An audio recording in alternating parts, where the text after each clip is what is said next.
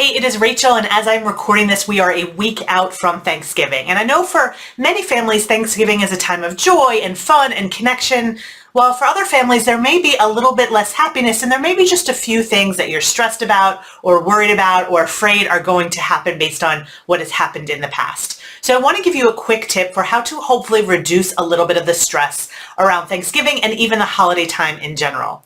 And that tip is, if you're thinking about a situation that you're worried about, you think might not go well, what I want you to do is decide ahead of time what you want your end goal to be based on something that's in your control and work backwards. So here's what I mean by that. Let's say one of the things that bothers you at holiday time is your Aunt Mildred criticizes how you parent your son.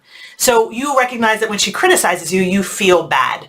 What I want you to do once you've identified this situation is ask yourself how you want things to be. And you want to make sure this goal is something that is in your control. So you might say, well, I wish she wouldn't say anything at all to me about how I'm parenting my son. That's not really in your control. What you can say instead is, my goal is that when she says something to me, it doesn't make me feel bad. That's my goal, and that is in my control.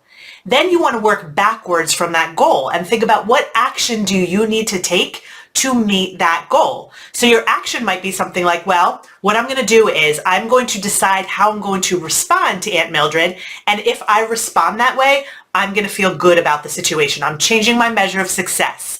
Then you come prepared with a phrase that you say to your Aunt Mildred. Maybe it's something like, thanks, Aunt Mildred, for telling me how you feel. And then in your mind, what you focus on is, hey, I did what I said I was going to do. I feel good. So you've decided what you want the end result to be, and you've worked backwards, taking an action that is in your control. Another example maybe you realize that when your kids get together with their cousins, they get really rambunctious and they stay up really late and things don't go that well, either that night or the next day because they're really tired. And so you want to think about, what is my goal? So your goal in those situations may be, I need to make sure my kids get to bed a little bit earlier. So your goal is something that is in your control. You can make sure your kids get to bed a little bit earlier so they don't deal with all the overtiredness that often happens during the holidays. And then you want to think about, what is an action I can take to get there?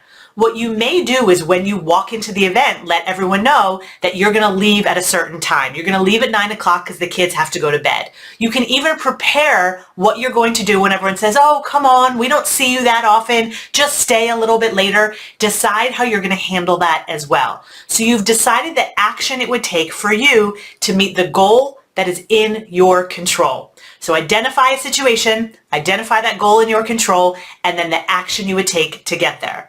Hopefully this little tip makes a little bit less stress and anxiety for you during the holiday season, and you enjoy yours with your family. I will be back again soon with more tips for you. See you then.